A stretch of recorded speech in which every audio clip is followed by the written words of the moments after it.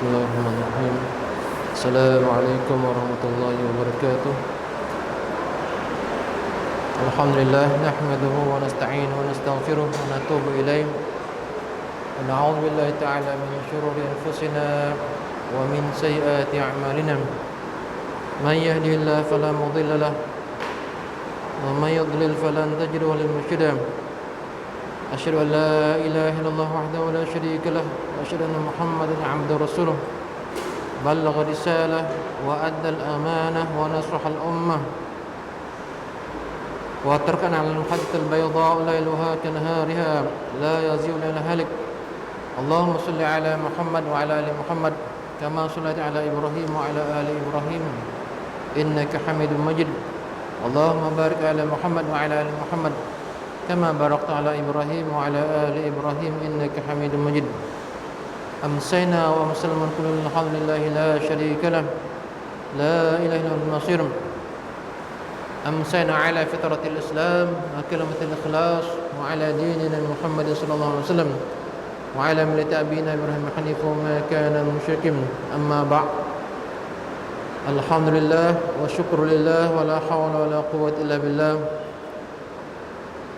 Segala puji bagi Allah SWT yang telah mentakdirkan kebaikan kepada kita, mentakdirkan kita menjadi orang-orang yang beriman kepada Allah, mentakdirkan kita melakukan ketaatan kepadanya. Marilah sama-sama kita memperbanyakkan selawat kita kepada junjungan Nabi Muhammad SAW. Allahumma salli ala Sayyidina Muhammad wa ala ali Sayyidina Muhammad. Mudah-mudahan selawat kita kepada Rasulullah SAW akan menjadi asbab untuk kita mendapat rahmat Allah, keampunan daripadanya, dan asbab untuk kita mendapat syafaat daripada junjungan Nabi Muhammad SAW. Pada hari tidak ada pertolongan melainkan pertolongan Allah SWT. Tidak ada syafaat melainkan syafaat yang Allah izinkan kepada siapa yang akan diizinkan memberi syafaat untuk sesiapa sahaja yang layak untuk mendapatkannya. Tuan-tuan dan puan yang dirahmati Allah SWT, InsyaAllah kita menyambung lagi tentang pembacaan hadis-hadis fadail yang berkait dengan keutamaan membaca Al-Quran, mempelajari Al-Quran, mengajar Al-Quran, menghafal Al-Quran. Mudah-mudahan dengan kita membaca hadis-hadis yang berhubung kait dengan Al-Quran ini akan memberikan penjelasan, pencerahan kepada kita agar kita bersemangat untuk terus membaca Al-Quran, memperbaiki bacaan kita, mengelokkan bacaan kita, istiqamah membaca setiap hari, berusaha untuk menghafalnya walaupun kita tidak termasuk orang yang hafiz Quran. Menggalakkan anak-anak kita membaca Al-Quran. Bila mereka pandai membaca Quran, layak ajakkan lagi, galakkan mereka untuk menghafal Al-Quran. Mudah-mudahan dengan umur mereka yang masih muda, mereka mudah, sebenarnya lebih mudah daripada kita yang umurnya sudah lanjut usia ini. Kalau nak kata tua tu mungkin agak kasar sikit kan. Sudah warga emas, ya. Nah yalah, senja sudah nak maghrib dah, ya. Tapi ada juga yang umurnya 50 60 tahun berusaha menghafal Al-Quran dan dia menjadi hafiz Quran. Saya pernah jumpa, ya. Tidak menghafal semua Al-Quran, ya. Jangan tinggalkan semua, ya. Orang Arab kata ma la yudrak kulluhu la yutrak kulluhu. Sesuatu yang tidak dapat dicapai kesemuanya, ya, jangan ditinggalkan semua, ya. Tak dapat, biarlah, ya. Tak dapat semua, ambil beberapa yang kita dapat, ya. Menghafal daripada surah yang mudah, ya. Al-Fatihah kita dah hafal, Alhamdulillah, ya. Al-Ikhlas, kita dah hafal, Alhamdulillah, ya. Qul a'udzu bil falaq kita dah hafal, Qul a'udzu bin nas kita dah hafal. Tambahkan lagi, ya. Al-Masad, ya. Apa lagi, ya. Banyak lagi, surah daripada belakang kita mulakan sikit, ya. Sampai Wadduha. Dah kira banyak, ya. Tambah lagi, ya. Tambah, ya. Pilih surah-surah yang biasa kita dengar. Surah apa? Surah Yasin, Al-Waqi'ah, surah Tabarak ataupun Al-Mulk, surah Sajdah, surah Al-Insan, surah Kahfi, Al-Baqarah. Lama kelamaan semakin seronok menghafal Quran, makin bersemangat. Galakkan anak-anak kita menghafal Quran. Rasulullah memberikan gambaran orang yang tidak membaca Al-Quran ini tapi menghafal Quran ini ke Baitul Kharib, seperti rumah buruk dia kata. Rumah buruk, rumah yang kalau istilah kita ni rumah berhantu. Kita tengok rumah ni tak ada orang yang tinggal. Tumbuh bermacam-macam ni, menjalar aja tumbuh. Hutan kiri kanan. Kita tengok dalam ni gelap, sarang laba-laba, cicak, tikus, apalagi macam-macam ada. Tak ada orang tinggal, buruk macam nak roboh. Begitulah perumpamaan yang Rasulullah beri kepada orang yang tidak menghafal Al-Quran. Tidak ada Al-Quran dalam jiwanya, dalam benaknya tidak ada Al-Quran, dalam akalnya tidak ada hafalan sikit pun Al-Quran. Jadi Rasulullah menyebut sebagai Baitul Kharib, rumah yang akan yang buruk, yang akan tumbang, yang akan roboh. Itu tak perlu banyak, sikit-sikit, satu ayat satu hari, tapi konsisten, dia akan dapat. Dapat. Mulakan dengan yang paling yang sikit, mudah. Mulakan dengan yang mudah. Jangan terus Al-Baqarah. Panjangnya 200 lebih ayat. Memanglah susah. Ambillah surah-surah yang pendek.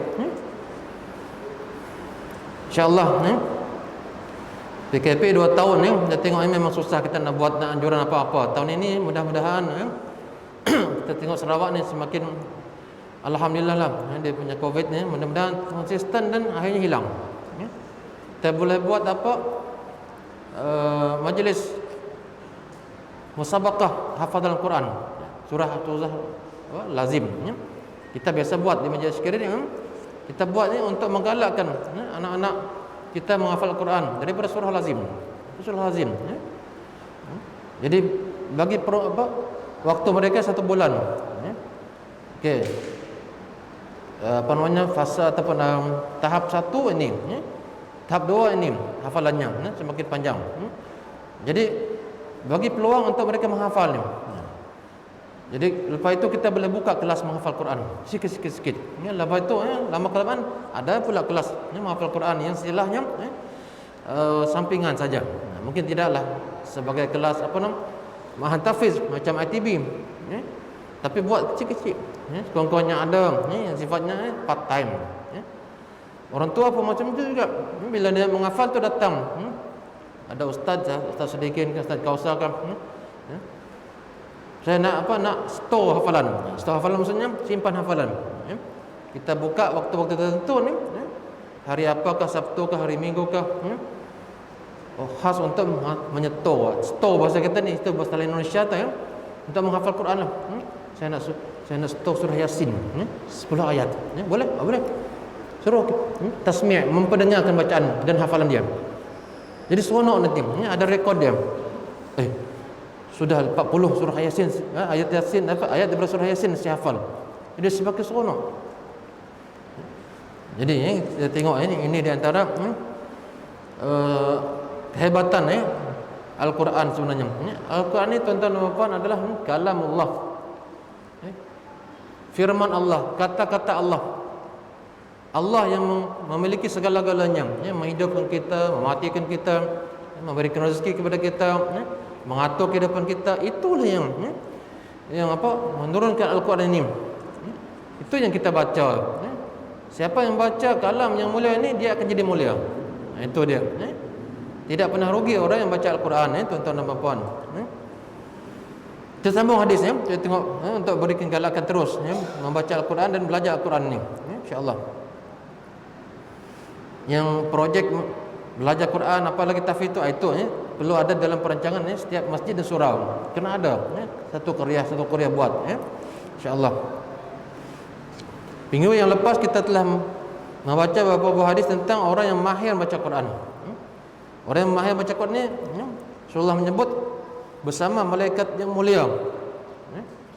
Macam tu, masya-Allah. Orang yang baca Quran dengan tersekat-sekat. Tersekat, baca ya ayyuhallazina amanu kutiba alaikumussyam. Tersekat-sekat dia bunyi, itu mendapat 2 pahala. Bukan main-main, 2 pahala besar. Jadi perbaiki lagi bacaan, lagi baca lagi bacaan kita, insya-Allah.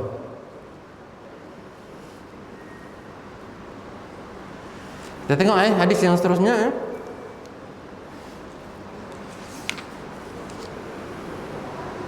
Keutamaan baca Al-Quran dan kedudukan pembacanya.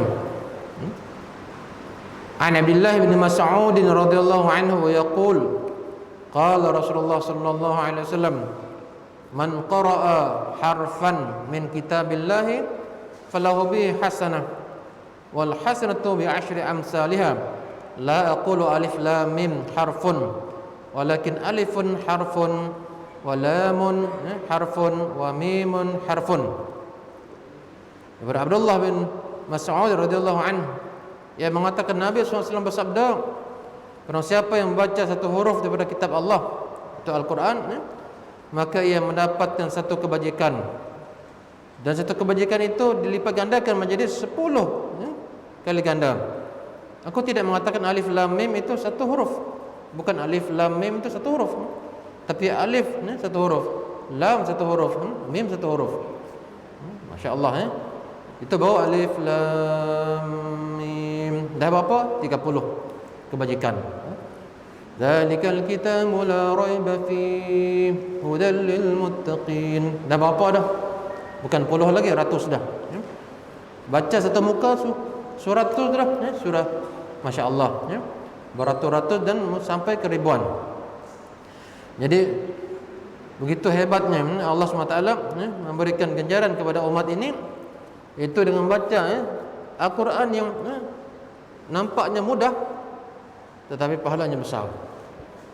Jadi Al-Quran ini bila kita baca satu huruf, kita dapat ganjaran pahala 10. Bulan Ramadan lagi lah berganda-ganda. Bulan Ramadan dekat dah, berapa hari saja lagi, 70 lebih hari. Bersiap sedia. Jadi yang rasa-rasanya saya lah tertinggal baca Quran ni, ataupun tak berapa sangat baca Quran, sekarang ni cari Al-Quran mana, bangkitkan semangat, semangat baca Quran terus. Bukan nak semata-mata nyambut Ramadan, tetapi Ramadan ni bulan Al-Quran, memang itulah bulan yang sangat mulia, dan kita nak meraihkan, nak menjadi orang yang sebelum Ramadan masuk ni kita dah memang dah semangat berkobar-kobar dengan Al-Quran kita. Itu Jadi dapat diambil daripada hadis ini, dapat pengajaran daripada hadis ini, sesiapa yang ingin memperbanyakkan kebajikan pahala dan memberatkan timbangan, maka hendaklah ia memperbanyakkan bacaan Al-Quran. Semakin banyak dia baca Quran, semakin banyaklah pahala dia. Bayangkan ini di antara amal ibadah yang mudah mendapat pahala. Kita beli sekali je Quran ni. Beli sekali dan kita dapat ganjaran pahala yang berganda-ganda lepas tu. Tak ada modal lain, baca aja. Kalau istilahnya elio kita, maksudnya kita baca ni keluar elio kita kan, basah lidah kita dengan Al-Quran. Jadi hendaklah dia membacakan Al-Quran dengan banyak, tetapi hendaklah juga yang merenung dan memahami maknanya sebagaimana sahabat-sahabat ataupun kaum salaf yang terdahulu.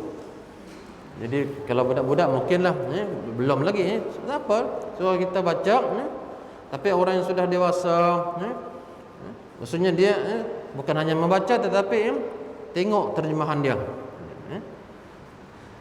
Bukan hanya terjemahan, nanti ada kelas tadabbur Quran ataupun tafsir Quran, ikuti. Itu lebih mendalam kupasannya. Itu tadabbur Quran, merenung maksud-maksud Qurannya. Kalau kita tidak buka maksud ataupun terjemahannya, kita tak tahu maksud. Ayat itu mungkin melaknat, mungkin dia memuji. Kita gembira aja baca. Ya ayyuhallazina amanu qu anfusakum wa ahlikum naran waquduha an-nas wal hijarah 'alaiha malaikatun ghilazun syidad. la ya'sunallaha ma amarahum wa yaf'aluna ma yu'marun. Apa kandungan ayat ini? Wahai orang yang beriman, lindungilah, jagalah diri kamu daripada api neraka. Lindungilah diri kamu dan ahli keluarga kamu daripada api neraka. Bila kita terjemahan, oh ini maksudnya apa-apanya ya. Alaiha malaikatun ghilaz. Neraka itu ada malaikat-malaikat yang ghilaz, keras, tegas, tak ada kompromi. Tengok manusia ni tak ada kompromi. Oh ini orang kaya, konglomerat ni, jangan kita seksa dia. Tak ada. Konglomerat kah, jutawan, bilioner kah? Kalau dia memang Allah suruh dia seksa, seksa. Itu la ya'sunallaha ma amarahum. Mereka tidak pernah ingkar kepada Allah atas apa yang Allah perintahkan kepada mereka. Ini dahsyatnya malaikat ni. Kita tengok malaikat yang menyiksa orang yang dalam kubur, siksa habis. Mana ada rasa kesian? Lempar dalam neraka, lempar. Pukul dengan besi, pukul dengan rantai, pukul. Mereka sangat taat. Jadi ayat ini ayat yang sangat memberikan apa? Satu motivasi, satu lagi amaran. Bahawa setiap orang yang menjadi ketua ahli keluarga ni, kita sebagai suami, kita sebagai orang yang diberikan amanah untuk menjaga diri kita dan ahli keluarga kita daripada api neraka. Bimbing, sama-sama berpegang tangan ni. Macam kita bila kita lama tak berjumpa ni, kita nak berjumpa ramai-ramai ahli keluarga ni. Hari raya nak jumpa ramai-ramai. Seronok kan? Seronok. Seronok tak masuk syurga ramai-ramai? Seronok. Kalau makan sedap, sama sedap. Tak sedap, sama-sama tak sedap. Macam itulah. Jadi nak masuk syurga sama-sama, jangan seorang-seorang. Semua ahli keluarga nak dibawa. Isteri, suami isteri masuk, anak, cucu, cicit, datuk, moyang, semua masuk syurga. Jadi Allah menyebut ni dalam Quran ni, hai orang yang beriman, jagalah diri kamu dan ahli keluarga kamu daripada api neraka. Kalau kita tak baca terjemahan, tak baca tafsirnya, kita tak faham, baca je, dapat pahala, memang dapat pahala. Satu huruf dapat 10 kebajikan. Kalau 30 dah 3 huruf dah 30. Dapat pahala. Bukan hanya pahala yang kita nak, tetapi juga hidayah. Tambahan iman. Bila kita baca tu bertambah iman.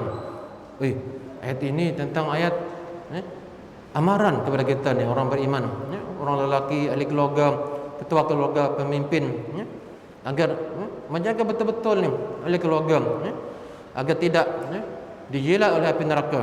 Macam mana nak buat? Kita sebagai ayah, sebagai suami ni memang kena menjadi qudwah, menjadi pemimpin dalam keluarga. Dalam bab solat memang kita jaga solat. Solat awal memang kena awal. Biarlah kita menjadi contoh kepada ahli keluarga. Kalau ayah sendiri mengabaikan solat, solat lambat ayahnya. Macam mana nak suruh anak ni solat? Solat, jangan lambat. Dia sendiri lambat.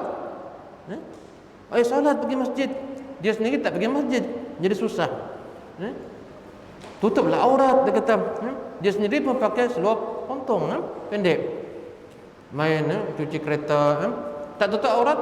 Macam mana kita nak menyuruh anak kita tutup aurat, lelaki ataupun perempuan, kalau kita sendiri tidak menjaga dan menutup aurat kita. Jadi ini sangat penting. Bab salat ni sangat berat. Sebab itu Rasul dalam Al-Quran menyatakan ni, wasta'inu bis-sabri was-salah wa innaha lakabiratun ila al-khasyin. Wasta'inu bis-sabri was-salah. Minta bantu dan minta tolonglah kepada Allah SWT dengan sabar dan salat. Wa innaha lakabiratun ila al-khasyin. Sebenarnya dia sangat berat, sangat besar salatnya. Berat bagi orang yang tidak khusyuk, tidak memahami dan tidak menikmati solat. Jadi kita tengok ni, kita sebagai ayah kepada anak, mungkin juga suami. Ada jenis isteri yang memang dia tak apa ini nak jaga solat ni, suka nak lambat-lambat. Kalau tak ditegur, tak diingatkan, belum lagi solat. Dah solat ke kita? Belum lagi itu gagal tu. Nyiram bunga lagi. Lagi jahit tu alang-alang tu. Itu kerana saling tegur menegur. Ya. Lagi dalam Facebook tu, lagi tadi si habis-habis dalam Facebook, scroll. Ya. Itu sangat membuang masa. Ya. Jadi bila masuk waktu tu terus solat. Bagi lelaki tu pergi masjid itu yang paling mudah. Nak jaga waktu, salatu ala waqtiha, salat pada waktunya, pada awal waktu tu memang di sinilah paling baik. Di masjid dan di surau. Kalau sebenarnya di sini di rumah memang macam-macam cabaran. Apa cabarannya? Banyak. Handphone kita, TV lagi, cerita yang tak habis-habis, bersiri-siri sampai 50 siri. Sayang. Tok siri yang tak akhir malam tok. Tepun petang tok tak akhir tok. Bukan main tak akhir. Masuk siri baru dia. Bila lah tak akhir, tak ada akhir-akhir. Drama bersiri ni tak habis-habis. Memang itulah cabaran Jadi maksudnya kita kena strict dalam bab solat ni. Bagi bapa, anak ni dalam bab solat ni memang mereka ni lemah. Kalau kita tidak suruh mereka solat ni, memang mereka akan mulai meninggalkan. Mereka boleh berbohong. Mereka berbohong kata, dah solat kita. Udah pak. Padahal mereka belum solat. Itu kena hati-hati tu. Jadi salat 5 waktu ni kita kena tengok dia. Waktu subuh yang paling berat. Kena gerakkan. Walaupun rasa letih kita nak gerak. Tiap hari kena gerakkan. Memang tiap hari kena gerak. Nak selamat dari api neraka tu bukan hanya kita selamat, anak kita selamat, isteri kita selamat. Itu ayat Quran cerita macam tu Kalau kita rasa sekali dua saja nak gerakkan mereka, macam mana kita nak pimpin tangan kita ni sama-sama masuk syurga. Dan suami ataupun ayah tidak mungkin dapat masuk syurga kalau dia mengabaikan tanggungjawab dia menyuruh anaknya solat. Solat ni paling berat. Yang lain dia berat juga, tetapi ini paling berat sebab dia tiap hari 5 kali sehari. Bayangkan. Subuh kena gerakkan dia, Zuhur kena ingatkan. Mungkin dia tak tidur dah solat ke belum? Solat. Asar, Maghrib, Isyak. Jangan biarkan mereka tidur ni antara waktu Maghrib dan Isyak ni. Jadi dia sangat keletihan. Kalau dia tidur ni memang kita tak sedar nanti sampai subuh dia. Tak sedar-sedar ni tak solat Isyak. Ini kerja ibu bapa ni, kerja ayah terutamanya, dan ibu ataupun isteri itu kena membantu ceknya solat ke belum, keluar rumah bertudung ke tidak, tutup aurat. Itu memang tanggungjawab kita sebagai ayah. Kalau tidak rasanya susah kita nak masuk syurga sebagai ayah ni. Sebab tanggungjawab bukan kita memikul dosa mereka, tapi dosa tanggungjawab. Kita mengabaikan dosa tanggungjawab ini maksudnya tanggungjawab tidak diselesaikan. Bukan saja kita memikul dosa orang lain ataupun ahli keluarga kita, tidak. Dalam bab amanah itu dosa kalau kita mengabaikan, tidak menunaikan dan mengabaikannya. Jadi Al-Quran ini baca dan kita tengok juga maksudnya. Barulah kita ada zauq. Zauq maksudnya ada rasa, ta'mun kata orang Arab. Ta'mun atau rasanya. Ayatnya cerita tentang Fir'aun dan Nabi Musa. Baru kita dalam Quran ni ada kisah, ada hukum, ada nasihat, bermacam-macam Al-Quran ceritakan. Jadi kita seronok.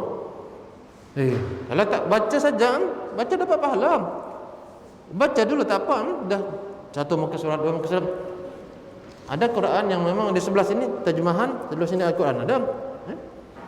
Beli yang macam tu Lepas baca tu tengok.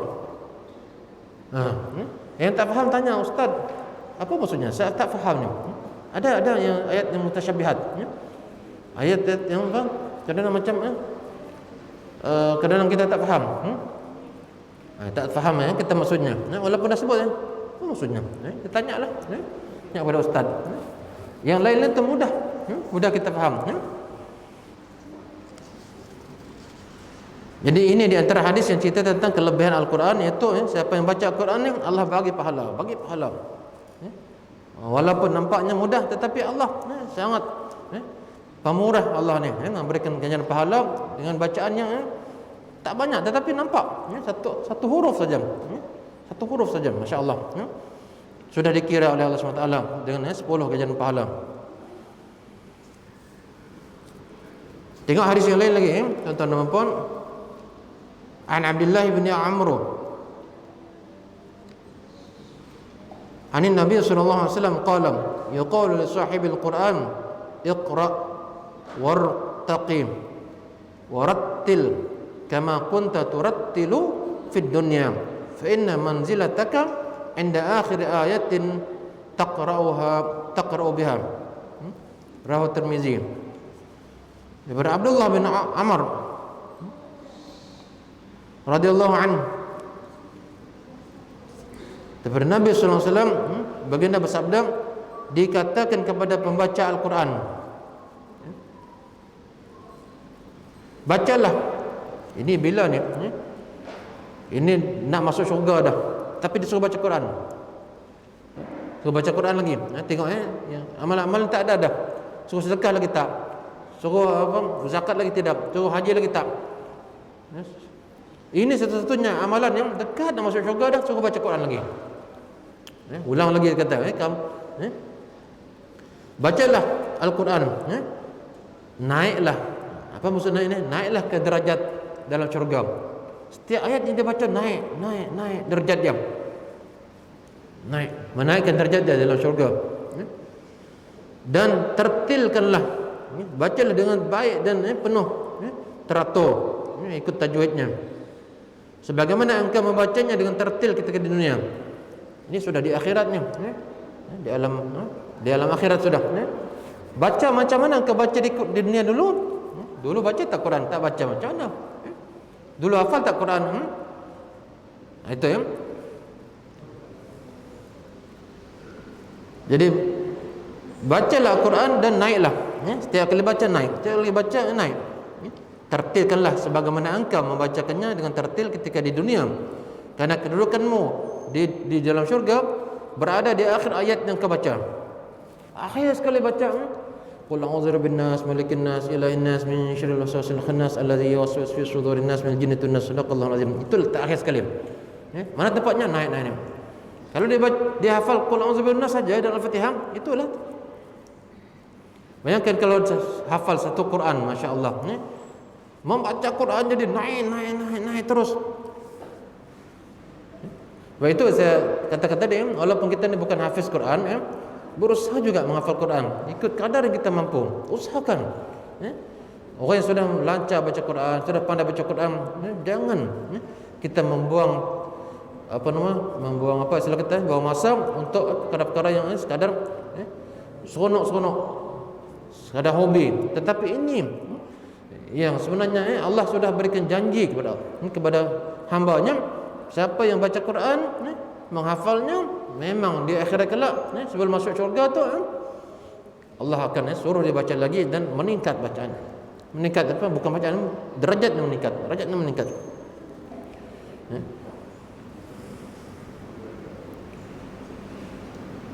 Kita baca apa komen ulama ni. Dalam hadis ini disebutkan bahawa klimaks, kemuncak pahala di dunia ini, maksudnya kita dah beramal ni, mati dah habis kecuali tiga. Maksudnya sedekah jariah, kepada anak soleh yang dia berdoa kepada dia, berdoa untuk dia, dan apa lagi, ilmu yang tafa'u bih, ilmu yang dia ajarkan, dan dia dapat pahala daripadanya terus menerus. Dan bila kiamat datang ada lagi yang lain, berkembang lagi pahala. Tak, Al-Quran ni sampai ke akhirat tu masih lagi. Jadi kemuncak pahala yang akan diperoleh oleh orang beriman ketika dia menghadap Allah dan dia akan masuk syurga, ditambah lagi pahala itu disuruh membaca Quran. Ini kehebatan Quran ni. Masing-masing ada kelebihan sebenarnya. Sedekah ada kelebihannya, solat ada kelebihannya, apa lagi? Haji ada kelebihannya, zakat ada kelebihannya. Menyantuni orang fakir miskin, apa lagi, anak yatim, semuanya ada kelebihan. Masing-masing ada kelebihannya. Kita malam ini cerita tentang kelebihan Al-Quran ni. Jadi dalam hadis ini disebut bahawa klimaks atau kemuncak pahala terletak pada sejauh mana bacaan itu. Seperti kata Al-Munziri, Al-Khattabi rahimahullah berkata, barang siapa yang menyelesaikan semua bacaan Al-Quran, semua baca Quran dibaca, Dia tak buka Quran dah di akhirat ni, tak buka dah. Jadi macam mana agaknya? Tentulah hafalan. Hafalan, bukannya kita baca Quran kata malaikat, sebelum kau masuk syurga ni. Macam tu senanglah, semua orang boleh buat. Terutama yang sudah lancar baca Quran. Dia tak yang menghafal Quran. Tu komentar ulama lain kata, orang yang menghafal Quran dia akan baca ikut hafalan dia di dunia dulu. Dia tidak akan lupa. Allah simpan hafalan kita ni sampai kita ke akhirat. Jadi bukan hanya hafal untuk jadi imam, untuk kita solat-solat tertentu, tak, untuk kita bawa ke akhirat Al-Quran ni. Bawa ke akhirat, tenang, masya-Allah. Jadi barang siapa yang menyelesaikan semua bacaan Al-Quran, maka ia mendapat tingkatan syurga yang tertinggi di akhirat. Tertinggi, naik terus. Setiap bacaan tu naik. Masya Allah, kalau kita macam tu tiap kali baca makin naik. Macam kita orang main saham kan, baca lagi. Makin naik. Oh, sonok. Ini bukan main saham dunia ni. Ini saham akhirat ni, syurga. Ini syurga. Kalau saham dunia ni habislah. Mati-matilah. Ada bawa ke akhirat? Tak ada. Jelaslah saham ni dia sedekah untuk akhirat. Main saham-saham sekarang ni, sensitif sebut saham sekarang ni. Apa sebab saya tak nak sebutlah. Main saham-saham ni ada yang sensitif. Siapa yang tahu-tahulah. Jadi sementara siapa yang baca sebahagian daripadanya, maka ia naik pada derajat syurga menurut kadar amalnya. Baca sikit je. Dia surah 7 surah dia hafal. Okey juga daripada tak ada langsung Surah baca Quran, aku tak hafal Quran kata. Okey. Tak ada macam tu ajalah. Mudah-mudahan dia masuk syurga macam. Dan juga yang mengatakan kalau tak baca Quran ni tak masuk syurga, tak juga. Tak juga. Tetapi ini kelebihan yang sangat hebat yang Allah janjikan. Jadi janganlah kita hidup dunia ini tidak membaca Quran dan tidak ada bekalan apa-apa daripada Al-Quran. Al-Quran ini sangat mulia. Jadi ini penjelasan ulama tentang ayat ni. Jadi bacalah Al-Quran dan hafallah. Berusaha menghafal. Usahakan hafal. Sudah tentulah kita menghafal Quran ni sudah kita perbaiki bacaan kita. Sebab itu ada tahsin Quran. Sebelum kita menghafal Quran, kita tengok anak-anak yang menghafal Quran, mereka tak terus menghafal. Ada sesi fasa pertama itu fasa ataupun sesi memperbaiki bacaan Al-Quran, tahsinul Quran, mengelak baca Quran. Tajwid okey, panjang pendek sudah okey, makhraj sudah okey. Okey, boleh hafal Quran. Kalau kita suruh dia terus hafal, bacaannya masih tak tentu arah lagi, panjang pendek, tebal nipis, tak boleh nak bezakan. Menghafal macam itulah nanti bila baca jadi imam tu. Wah, orang dengar pun sakit telinga. Kalau orang tak belajar Quran tajwid, dia tak sakit telinga kata, seronok je dengar. Coba baca orang tak baca tajwid, ni baca Quran ni. Kita rasa di belakang, Allah, tak ada tajwid dia baca ni. Ini melanggar sana langgar sini. Itu sambung suka hati disambung, berhenti suka hati nak berhenti. Wakaf itu Jadi sebelum menghafal Quran elok pendengar dulu. Ada ustaz-ustaz di sini, ustaz kau sadikin pendengarkan bacaan. Boleh saya hafal ustaz? Boleh. Sudah bagus. Okey. Macam tu cara dia. Jangan kita terus hafal. Kalau kita memang bacaan kita sudah bagus, alhamdulillah. Bacaannya memang ustaz kita dah okey dah. Bacaan kita dah okey dah. Ni lancar kita tajwid okey. Hafal lah. Kita cek hafalan kita dengan ustaz, dia dengarkan lagi. Di sini ada ikhfa. Yang qalibu ala aqibai, yang ada ikhfa, ada dengung. Itu kena jangan ditinggalkan. Ini ada syiddah, ini ada sabdu. Minan nas, minal jinnati wan nas. Itu kalau kita tak tahu yang itu, memang kita akan langgar aja. Minal jinnati wan nas. Tak ada sabdu, tak ada dengung juga. Tak ada wajibul gunnah. Itu semuanya ada maknanya. Itulah Al-Quran turun macam itulah turun. Kita kena berusaha untuk membaca Quran ni bagaimana Al-Quran itu turun Maksudnya Jibril terbawa tu pendengar kebacaan kepada Rasulullah SAW. Rasulullah baca, Rasulullah hafal. Rasulullah memang terus hafal kan? Bukan 2-3 kali dia ulang, tak. baca aja memang lekat terus. Itu Rasulullah SAW. Masya Allah. Jadi sebab itu Rasulullah baca kepada sahabat-sahabat, begitulah sifat bacaannya daripada Allah SWT.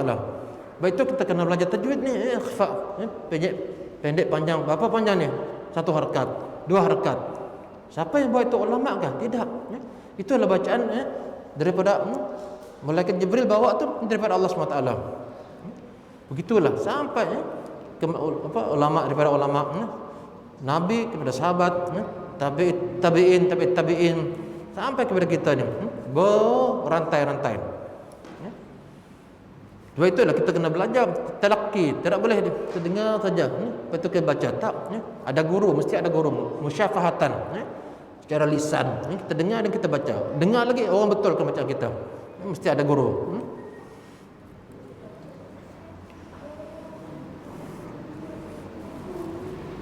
Kita tengok hadis lain lagi, mendukung juga hadis yang kita baca.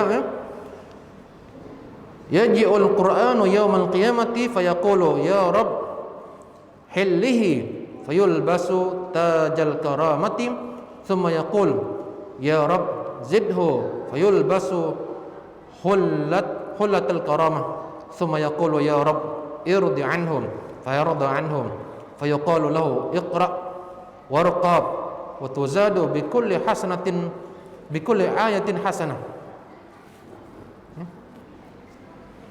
Al-Quran didatang kepada hari kiamat. Hebatnya Al-Quran didatang kepada hari kiamat. Masya Allah.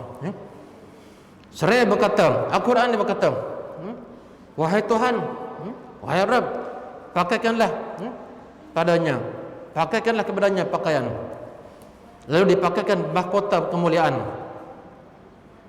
Mahkota kemuliaan daripada Al-Quran, sangat mulia.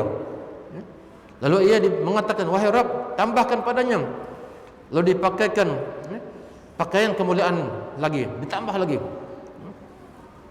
Kemudian ia mengatakan, wahai Rahab, wahai Tuhan, redailah dia. Maka dikatakan kepadanya, maka Allah reda kepadanya. Bacalah dan naiklah. Bacalah, Al-Quran ni di akhirat tu, proses nak masuk syurga, belum masuk syurga lagi suruh baca. Bacalah dan naiklah. Naik. Serta diberikan tambahan pada tiap-tiap ayat dengan satu kebajikan. Masya Allah. Kelebihan orang yang baca Quran ini, menghafalnya, di akhirat nanti memang sangat bangga orang yang baca Quran ni. Bangga dia. Ya Allah, tak rugi aku baca Quran dulu, aku menghafal dulu. Rupanya memang ada gunanya pada hari ini. Jadi jangan kita merasa aku dah tua dah. Untuk apa nak hafal Quran? Bukan untuk apa hafal nak jadi imam, tak. Kadang-kadang orang fikir ni, kata aku bukan imam nak menghafal Quran. Baca Quran, menghafal Quran bukan jadi imam. Untuk kita bawa ke akhirat. Gitu untuk kita baca ke akhirat Kalau kebetulan tak ada imam, disuruh imam, teruslah baca. Teruslah baca. Alhamdulillah. Tetapi bukanlah kerana nak jadi imam barulah menghafal Quran, bukan. Tapi memang untuk dibawa ke akhirat. Biar kita di akhirat nanti baca. Dan kita baca sikit sangat, rugi.